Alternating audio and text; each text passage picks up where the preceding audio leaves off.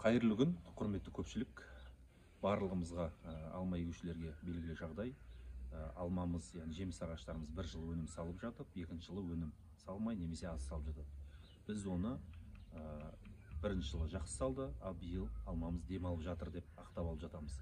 Бірақ оның себептері түрліше болады. Сол себепті бүгінгі біздің тақырыбымыз алма не үшін бірінші жылы жақсы салады, ал екінші жылы өнімі төмен, неге салмайды деген тақырыпта сөз қозғайтын боламыз.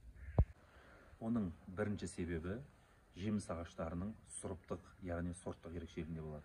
Сол себепті де көшет алып жатқан кезде көшеттің сипаттамасы туралы толық мәлімет алып алуға тырысыңыздар. Сосын сатушымен, яғни бұл жеміс ағаштарының сұрыптық ерекшелігі жайлы нақтылап біліп алғандарыңыз дұрыс. Екінші белгісі, екінші себебі алманы кесетін кезде, жеміс ағаштарын кесетін кезде шамадан тыс кесіп жіберетін болсақ, жеміс ағаштары өзінің, яғни генеративтік, яғни өнім салатын, гүлдейтін, яғни бүршік ататын жерлерінен ағзасынан вегетативке айналып кетеді. Яғни өнім салатын ағзадан өсетін ағзаға, яғни вегетативтік өсуге ауысып кетеді. Яғни ол да өнімнің аз болуына себеп болады. Сол үшін де кесетін кезде өте қатты мән беріңіздер, шамадан тыс көп кеспеңіздер, негізгі ережелерді сақтағаныңыз дұрыс. Одан кейінгі тағы бір себептерінің бірі, яғни судың жетіспеушілігі.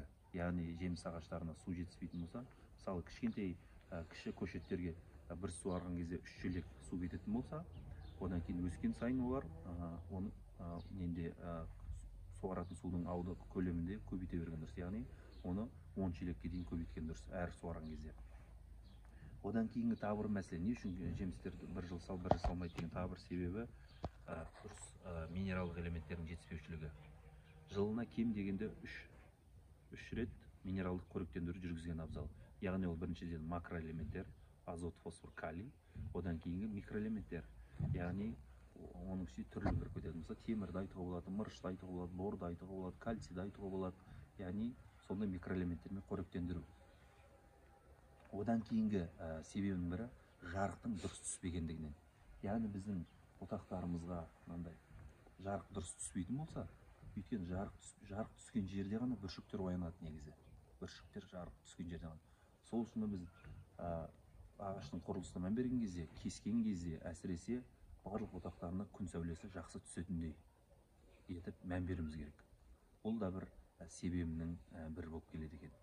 Одан кейінгі тағы бір себебі жеміс ағаштары қатты гүлдеген кезде, қатты түйнек салған кезде, оның келесі жылға өнім беретін бүршігі сол жылғы жазда салынады.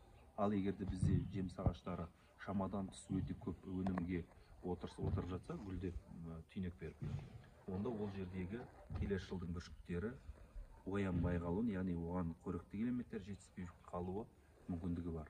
Сол үшін да сіздер егерде көп өнім, көп гүлдеп жатса, көп түйнек салып жатса, жемістің арасын шамамен 5 сантиметрден алып қалғандарын жұлып алып тастаған дұрыс. Яғни ол сіздің келесі жылдыңыз өніміңізге жұмыс істеудің белгісі болып табылады. Негізгі сосын тағы да бір үлкен себептердің бірі зиянкестер мен аурулардың себебінен. Яғни жеміс ағаштары бұл да тірі ағза болғандықтан бұның табиғи жаулары жетеді. Ол неше түрлі зиянкестер, одан кейін неше түрлі аурулар, оның ішінде вирустық, бактериялық, саңырауқұлақтық аурулар, оның ішінде кеміруші зиянкестер, сөлін сорысы зиянкестер деген сияқты, сосын қабығын караэттер дейді, қабығын жейтіндер, оның неше түрлі зиянкестер бар. Соған біз бәріне міндетті түрде, кешенді түрде оларға қарсы жұмыс істеуіміз керек, олармен күресе білуіміз керек. Болып жатса бірінші агротехникалық шарадан бастауымыз керек, одан кейін химиялық, биологиялық тәсілдермен олармен күресе білгеніміз дұрыс. Егер де осы шараларымызды дұрыс ұйымдастыратын болсақ, біздің жеміс ағаштарымыз жыл сайын өнім беріп, бізді жыл сайын қуантатын болады.